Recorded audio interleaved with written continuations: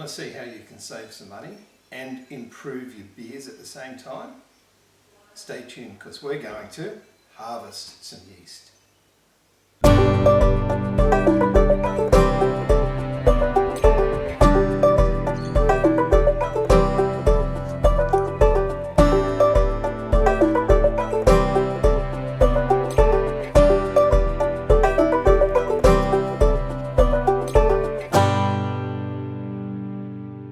So to save us some time, I've cleaned and sanitised some containers here. I've got my 2 fermentation vessels, so these are the fermenters that I did the light beer in. That's done, and what I have left at the bottom is some trube with a little bit of beer that I perhaps could have collected, but I wanted the light beer to come out really nice and crystal clear, so I didn't risk going down too low there. But we've got yeast and other matter, other trube at the bottom of here. And now what we need to do is harvest that yeast. And why would we want to harvest yeast? Well, for a start, it saves you a little bit of money. I mean, if you're buying packets of dry yeast, they're what, $7, $8 each? So that's a little bit of a saving. But the added benefit is that generation 2, 3, 4 and 5 of your beers will actually get better. You'll actually taste a difference between those generations as you reuse the yeast. After about generation 5, it tends to dip off a little bit. I've only ever gone to generation 5. I've heard of people going up to generation 10, but I think by that stage you're probably starting to get a bit of genetic drift in there. They're not quite true to type, and you're better off starting all over again. So as I said, everything here has been cleaned and sanitised. This has been sitting in the fridge since I decanted. Now all I have to do is open them up and do a little bit of washing. It doesn't take a lot, and just a little bit of washing, a little bit of time. I've run the jug this morning because I knew I was going to do this today, and it's had all day to cool down, so it's probably down around 20 odd degrees, so that's okay. The yeast will tolerate that. Before you pull your tops off, of course, make sure you release the pressure. These can just go in the sink for now. And I'll do a coarse clean on them in a minute, once I've done the first wash, and then I'll throw them into the bucket of perk over here.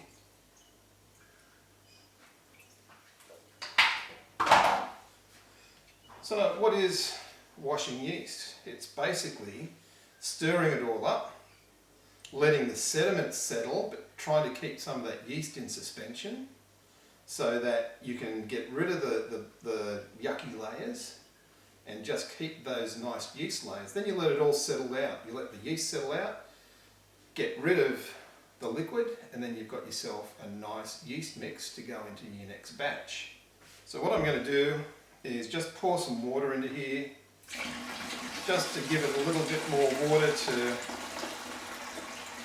mix in, create a bit of a slurry.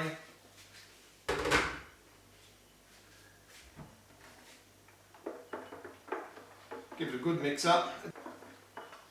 It doesn't smell the best at this stage, but that's okay.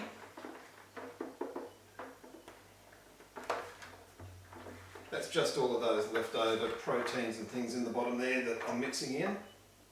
Then this can go into the other fermenter.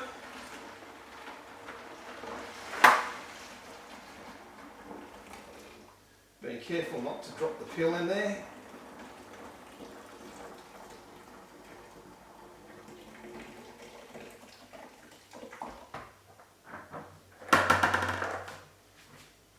And then I'll take that, and that'll get a good hose out as well. And then I'll fill that up with warm water, perk, and it'll be ready for the next brew. Now, the tricky bit. Everything's been, as I said, sanitised except for me.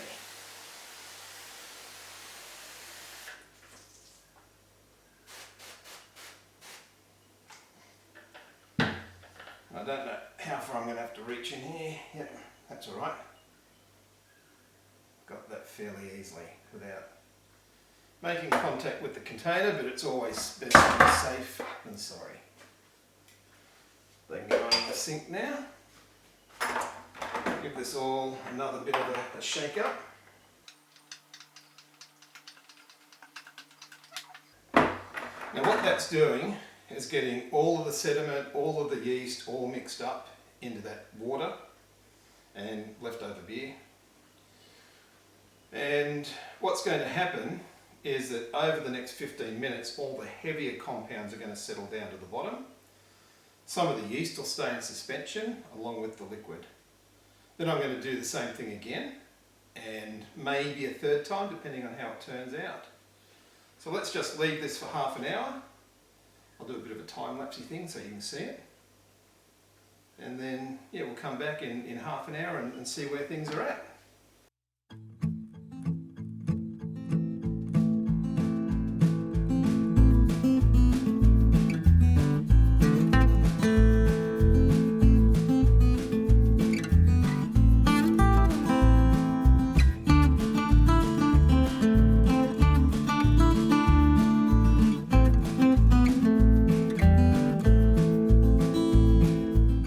So the bit that we're interested in is just this clearish layer here. Although if we get a little bit out of that bottom layer, it doesn't matter because there'll be some active yeast in there. And we're going to wash it at least one more time. But let's get our containers that have been cleaned and sanitized.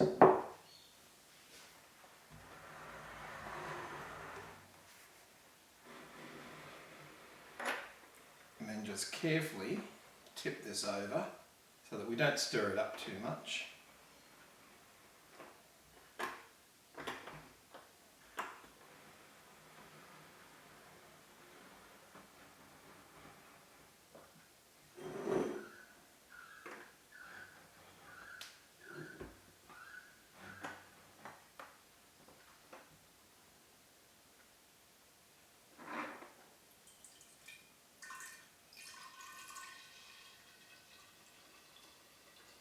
Now there's a little bit of chunkies coming through, but we'll just let that settle out again.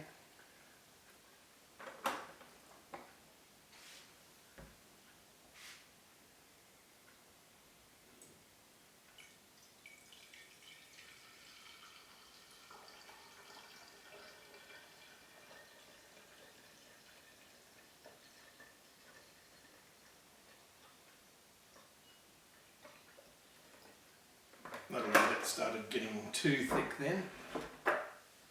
I'll just top these both up with a bit of water, just to give it something to settle into.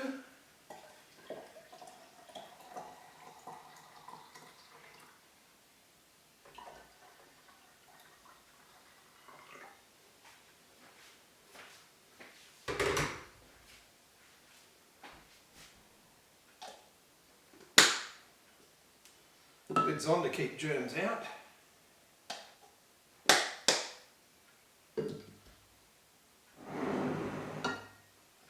And there we are. Another half hour and we'll come back and take a look and see what this is like.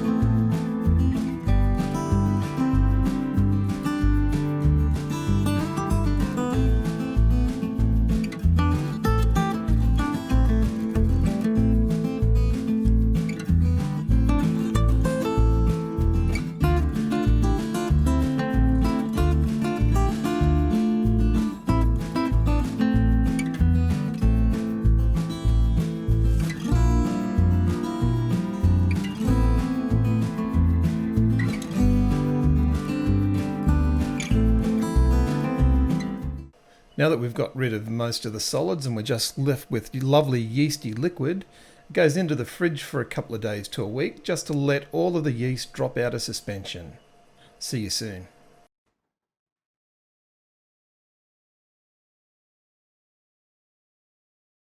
So after a couple of days, this is what you end up with. So it's probably easier to show you on this jar here. A lot of very clear liquid and a little bit of yeast at the bottom. So we've cleaned off most of the muck.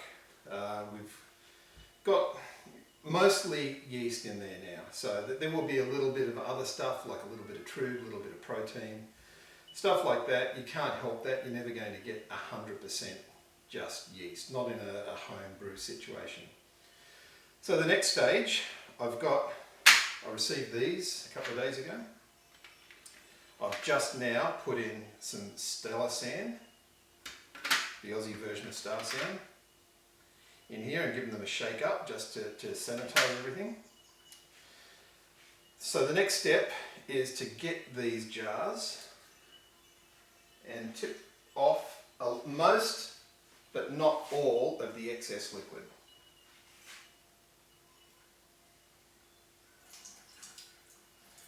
And just doing it carefully so that you don't disturb too much of that yeast cake.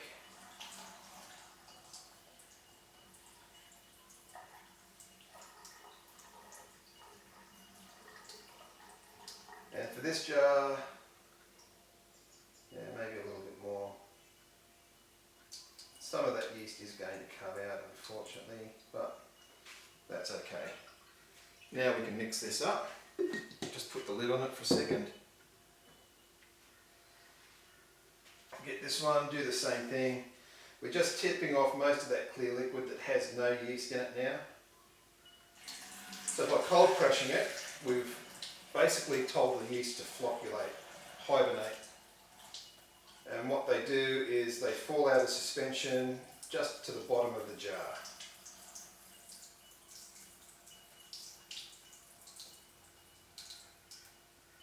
Now I've tipped a little bit more of that liquid out. So there's less liquid, more yeast in this mix. Stir it all up. Same with this one, I want to stir it all up.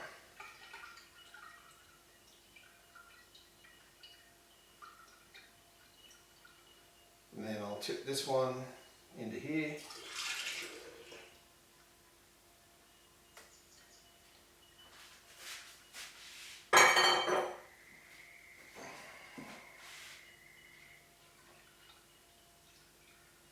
Bit more stirring, we want to get as much of that yeast up off the bottom as we can. Now I'm going to need to pour into these, and I think I may even need more of these. These, by the way, in brewing terms are called slants.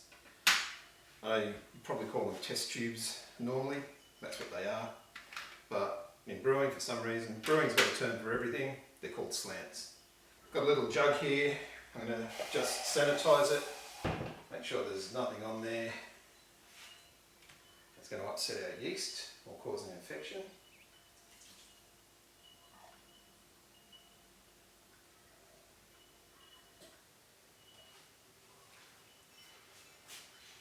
Number one rule, don't fear the foam.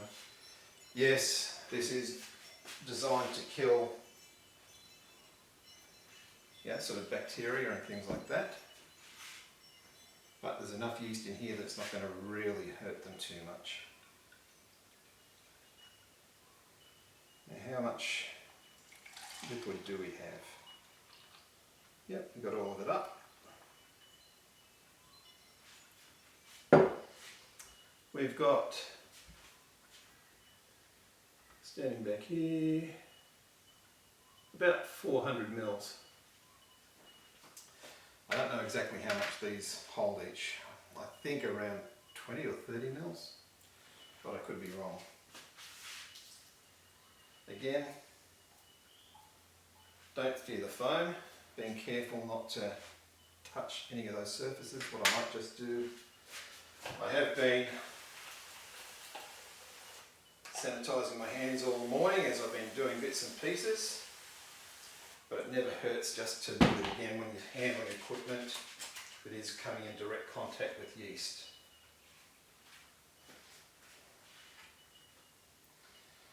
So we just get our jug,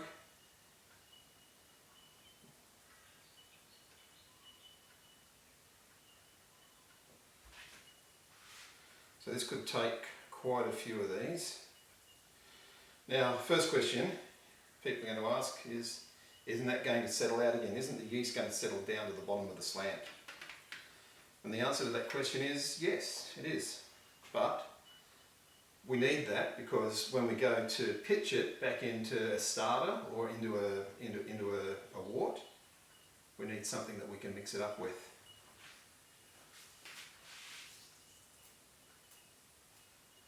Because yeast cakes can be quite thick and difficult, so we want to be able to mix it up back into suspension. Don't fear the foam, but it does take up space in these, so I want to get as much out as I can. Okay, so there we have it. Around about 400 mils of yeast to go into a starter or into a brew. If I'm doing a small batch, then I might take 4 of these slants into a 30 litre batch. If I'm doing a larger batch, then I might take the whole 400 mils and throw that into a 1.5 litre starter with some DME to get it going again. But 400 mils of liquid yeast, that's 6 packs, so that's quite a lot of money saved. Now, it may not be quite to the same strength as the liquid yeast packs, but it's not going to be too far off.